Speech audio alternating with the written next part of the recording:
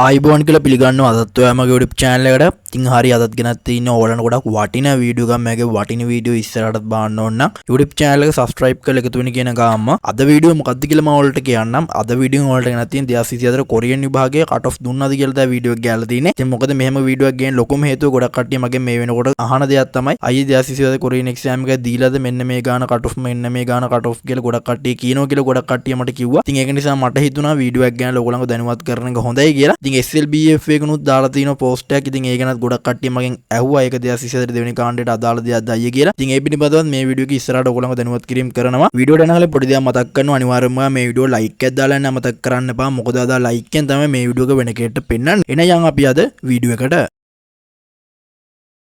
ඉතින් ගොඩක් කට්ටිය මේ වෙනකොට රැවටිලා තියෙනවා. ඒ රැවටිලා තියෙන්නේ මොකද ගොඩක් කට්ටිය මේ වෙනකොට හරියට අප්ඩේට් එකක් දෙන්න තැනක් නැහැ. ඉතින් ඒක නිසා ගොඩක් කට්ටිය රැවටිලා තමයි මේ මැසේජ් එක මට ගොඩක් කට්ටිය දාලා තිබ්බේ. ගොඩක් කට්ටිය ආනෝ අයියේ එක්සෑම් එකට අපේ 2024 කොරියන් එක්සෑම් එකේ කට් ඔෆ් මාක් එක මේ වෙනකොට රිලීස් වෙලා තියෙන්නේ. SLBF එකේ පෝස්ට් එකක් දාලා දිනවා කියලා කිව්වා ඒගොල්ලෝ. ඉතින් ඒක ගැන මම ඔයගොල්ලන්ට පැහැදිලි කරන්න තමයි අද වීඩියෝ එක ගේන්නේ. ඉතින් අපි බලමු මොකද්ද මේ SLBF එකෙන් දාලා තින්නේ. ඒක 2024 කොරියන් එක්සෑම් එකට අදාළ දෙයක්ද කියලා. මුලින්ම කරන්න ඕන Google එකට එන Google එකට සර්ච් කරන SLBF කියලා. එතකොට ඒගොල්ලන්ගේ සයිට් එක මෙතන උඩම් පේනනේ සයිට් එකට ක්ලික් එකක් දෙන්න. ක්ලික් එකක් දුන්නාට පස්සේ ඒගොල්ලන්ගේ සයිට් එක ඔයගොල්ලෝ ඇතුළට එන. ඇතුළට ආවට පස්සේ ඔයගොල්ලන්ට පේනවා මෙන්න මේ වගේ ඉන්ටර්ෆේස් එකක් මෙතන තියෙනවා. ඉතින් මේ ඉන්ටර්ෆේස් එකෙන් ඔයගොල්ලෝ පොඩ්ඩක් පල්ලෙහාට එන. පල්ලෙහාට ආවට පස්සේ ඔයගොල්ලන්ට මෙතන පේන්න තියෙනවා මෙන්න මෙතන කොරියා කියලා මෙන්න මෙතන එකක් තියෙනවා. ඉතින් මේ announcement එකට තමයි ගොඩක් කට්ටිය බය වෙලා තින්නේ. ඉතින් මේ announcement එක ක්ලික් කරන්න. මේ announcement එක ක්ලික් කරාට පස්සේ announcement එක ඇතුළට යනවා. ඉතින් මෙතන කියලා දෙනවා announcement of test date, result, interview date and medical date and special EPS topic 2025 කියලා මෙන්න මෙතන කියලා තියෙනවා. ඉතින් එතන මෙතන link එකක් තියෙනවා. මෙන්න මේ link එක ක්ලික් කරලා link එක ක්ලික් කරාට පස්සේ ඔයගොල්ලන්ට මෙන්න මේ වගේ තැනක් තියෙනවා. මෙන්න මෙතන කියලා තියෙන්නේ ස්පෙෂල් EPS. ඉතින් ඒ ගැන පොඩි හැඳින්වීමක් කරනකොට ඉතින් මේක ඕගොල්ලන්ගේ 2024 දෙවෙනි කාණ්ඩේ